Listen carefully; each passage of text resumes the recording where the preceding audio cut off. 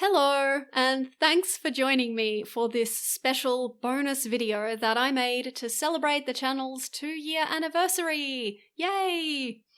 Last year I did a Q&A, and this year I decided to make a casual video talking about my top 10 underrated indie games.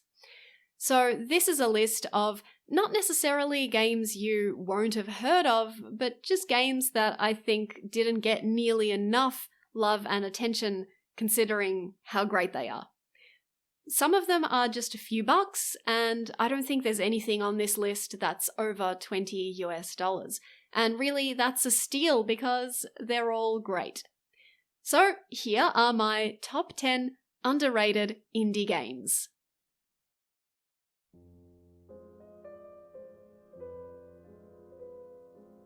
The first thing to be said is that if the title of the game makes you go, ooh, you'll probably like this game.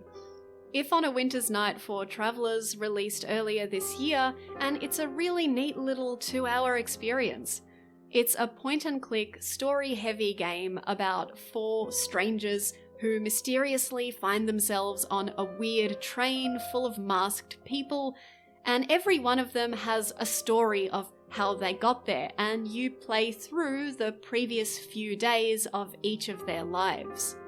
And I can't really say any more than that because it is a story game with a heavy dollop of mystery to it, so I think this game is best gone into without knowing too much at all. But I will say that the stories are all pretty dark, and they deal with things like death and grief and racism and drug addiction and all kinds of grim things, despite its very charming pixel art aesthetic. So if you think you'd be into a pixel art game with kind of a spooky atmosphere and surprisingly dark themes, then this could be right up your alley. In terms of gameplay, I think the puzzles are pitched at a really good level. They were definitely tricky and interesting enough to keep me engaged. I never got stuck for too long, and there weren't any moments that I got frustrated or angry at the game for being too obtuse or anything. And that's not an easy balance to strike, but the game does it really well. Oh, and I forgot to mention the best bit. It is free to play right now on both itch.io and Steam. So there's really no excuse not to go and try out this little gem.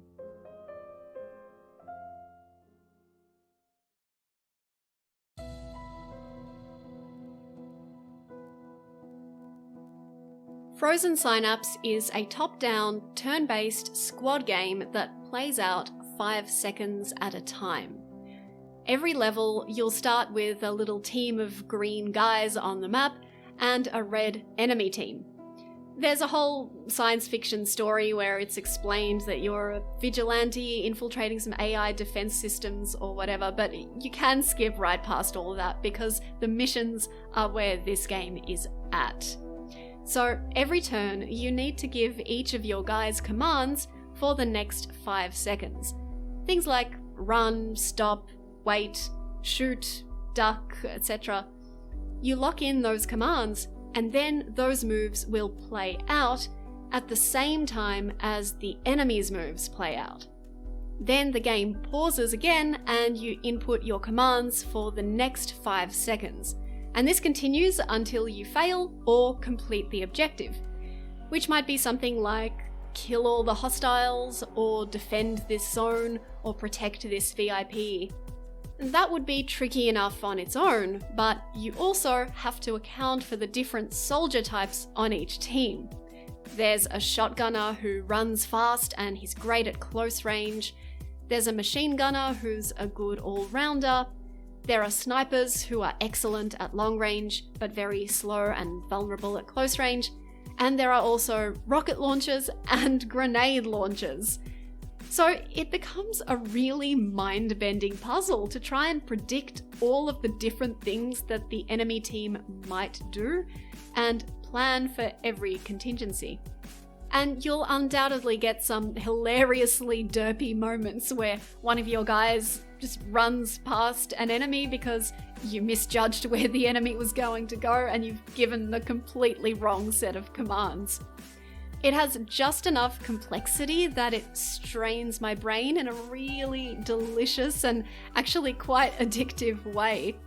So if you like strategy games, I really can't recommend Frozen Synapse enough. It doesn't look like much graphically, and maybe that's why more people didn't pick it up, but there is an awesome and very satisfying little strategy game in here.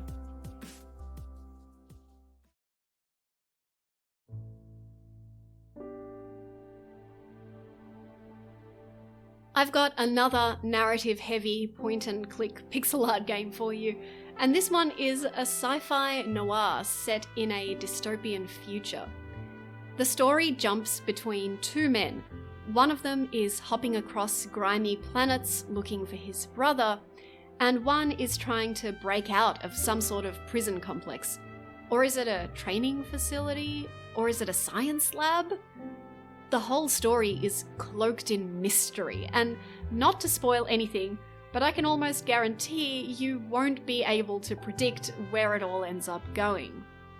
The mechanics themselves are your fairly standard point-and-click fare. You can interact with objects and people, and use terminals to do a bit of sleuthing. There are also some pretty awkward shooting sections that I didn't love, but I forgave those because this game is really about the story for me. If you think you'd like a good point-and-click sci-fi mystery with a kind of Blade Runner-y vibe, I would highly suggest giving this one a go. I think I'm getting a real taste for pixel art games with grim themes, so if you know of any good ones, please throw your recommendations in the comments.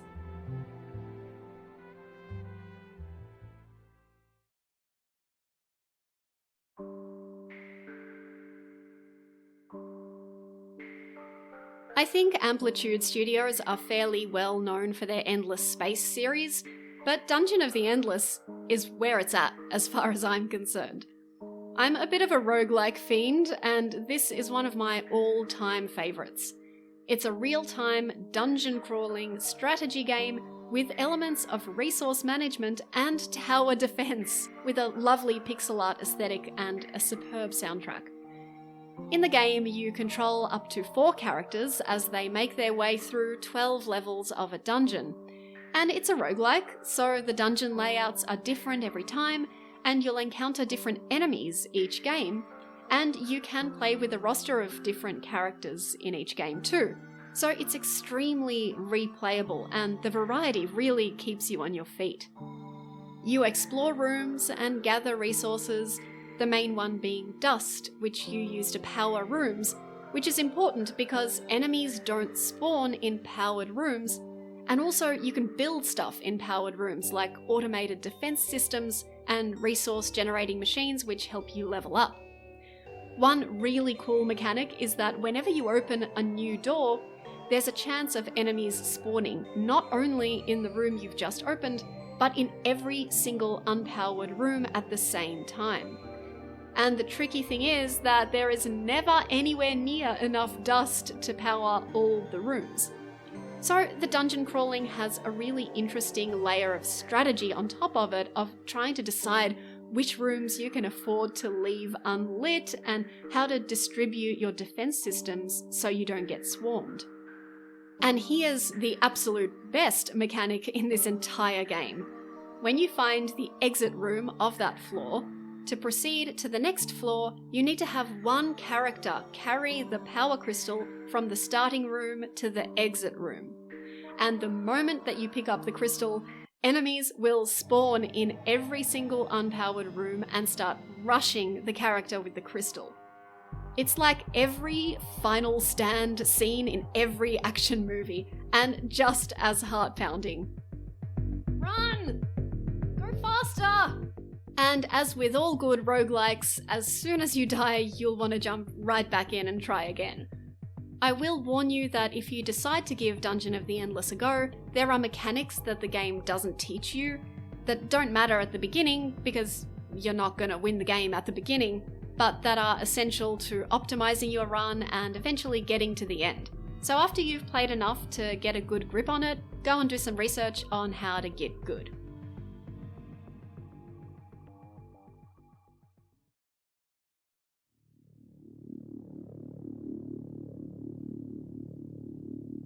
Duskers is not just one of my favourite roguelikes, it's one of my favourite indie games ever made. The setup of Duskers is that you're alone on a derelict spaceship many, many years into the future after humanity spread throughout the universe, and you don't know what happened, but everyone seems to be dead. And you're travelling around from star system to star system, boarding abandoned ships and downloading their logs and trying to figure out what happened, and gathering resources like petrol and scrap, which you use to fix stuff because everything is constantly breaking all the time. I say you are boarding ships, but it's not really you. You are sending out drones to explore the ships for you. And so most of the gameplay involves remote controlling your little drones with the cursor keys and this really basic command line interface. And coming from someone who doesn't code, ever, I feel like a space hacker typing commands into this thing. The absolute best way to play this game is to turn all the lights in your house off and really just pretend that you're on a derelict spaceship typing commands to your drones. It's extremely immersive and extremely cool.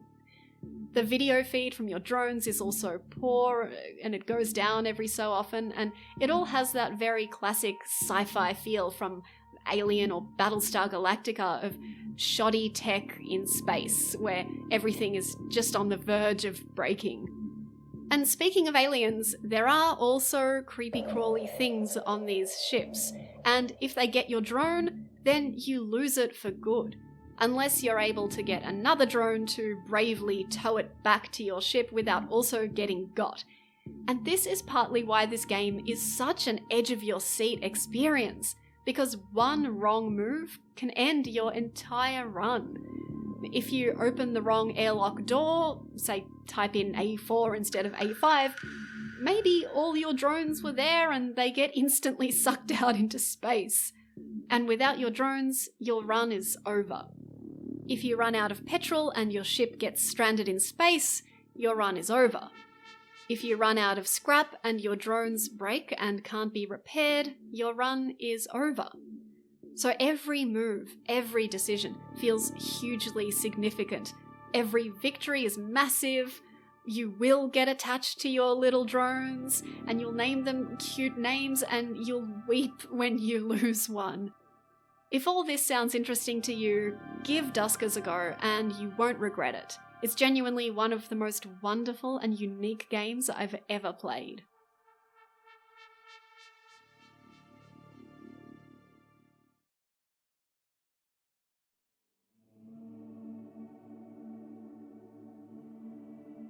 Fatum Betula is weird. It's a weird little game, and I love it. It's set in this strange, mournful world where entropy doesn't exist and everyone is immortal and kind of sad about it. The plot is very bare bones. There's a tree that is the world, and depending on what liquid you feed it, you'll get a different ending about the fate of the world, and there are about 10 different endings you can get. But summarising the plot really doesn't begin to describe the strange places this game takes you to. More than anything, I'd say it's a mood piece. If you like games that are weird and quirky and playful, but also a bit dark and spooky, you might really like this one. I actually just found out when researching this video that it was originally released as part of the Haunted PS1 demo disc compilation, and yep, that is absolutely what this game feels like. Not just because of the low-res 3D aesthetic, but also just the general what the vibe. If you ever played a bizarre low-budget game in the 90s, this might really ping your nostalgia zones. And it has that very hands-off obtuseness. You might actually get stuck in the very first room for a bit before you figure out what you need to do. And that's the beauty of it too. At first you have no idea what's going on, and eventually, as you explore, you figure stuff out by trying different things and seeing what happens, and there's a real joy of discovery to it. It's a cool little 2-hour experience, and it's cheap on Steam, so get it and put aside a Saturday afternoon.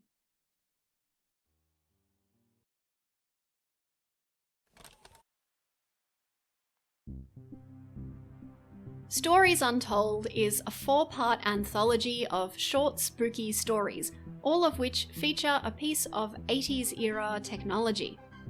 I won't say too much because this is another game which I think just needs to be played without knowing anything, but generally speaking, the scenarios will have you playing a retro-style PC adventure game, participating in a weird scientific experiment, and manning a remote outpost while something happens outside. They all seem like separate stories, but they may or may not be.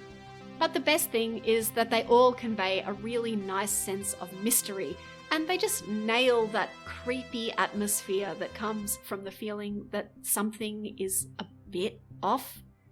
It might be the flicker of a lamp, or even just the anticipation of what you might see or hear next.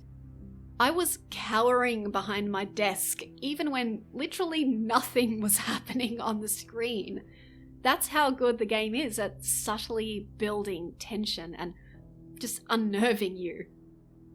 If all this sounds intriguing to you, then pick it up. It's only like $10 and it goes down to a few bucks on sale, so it's well worth it.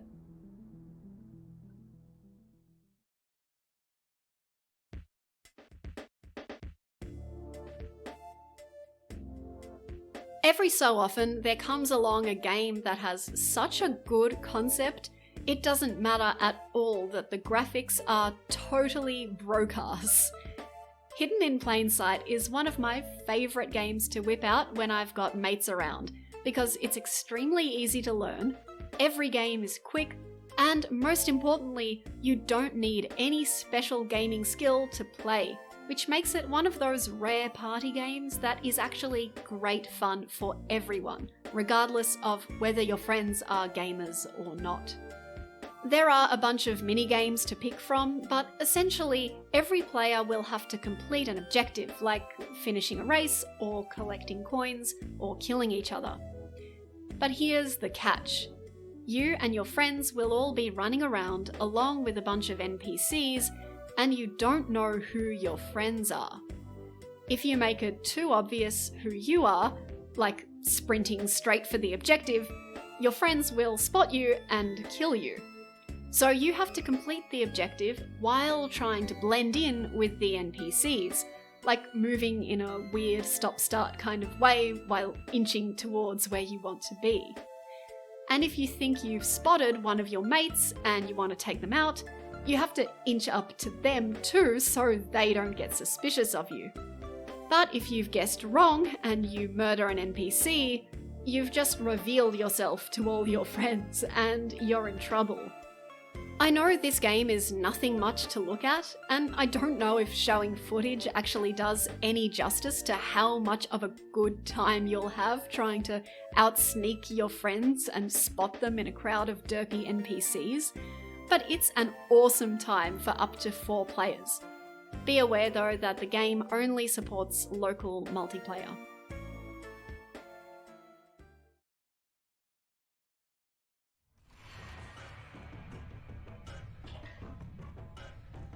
This is a series you might have heard of.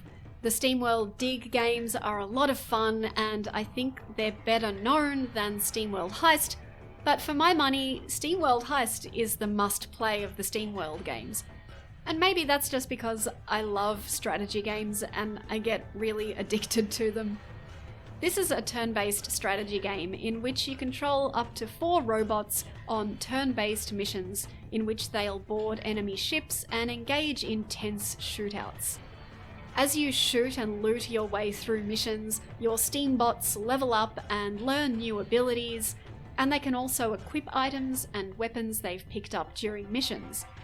Steamworld Heist is XCOM, if XCOM were shorter and more streamlined, or should I say steamlined, and featured cute robots. However, unlike XCOM, you actually fire each shot yourself. which adds a whole new layer of strategy as you decide whether to go for a safe shot or try and pull off a more risky trick shot.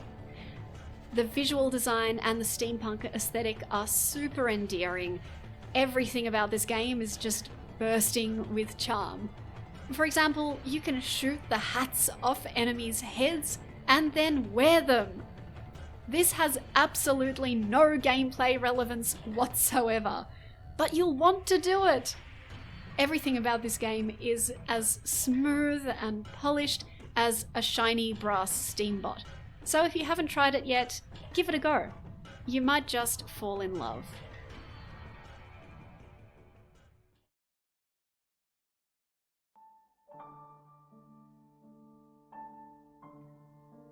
Well, I began with a spooky point-and-click narrative pixel art game with dark themes, so I guess I'll close with another spooky point-and-click narrative pixel art game with dark themes. What can I say? I've found a niche here. I've come to realize that because of the pixelated visual style, these games can actually depict really disturbing and messed up things without it being overwhelmingly scary or grotesque, because the pixel art style really stops it from being too visually confronting, which is perfect for someone like me who doesn't generally like a lot of horror or gore, so it gets straight to the psychological horror aspect of it for me, which is what I like. Anyway, The Last Door is a point-and-click mystery set in the late 1800s about a gentleman who receives a letter from an old friend from boarding school and finds that the friend seems to have gone mad and killed himself in weird and suspicious circumstances. So you investigate, and it all goes on to become very dark and Lovecraftian. The puzzles are satisfying enough to keep you engaged, the mystery is really intriguing, and more than anything, it just has great atmosphere and some genuinely bone-chilling moments.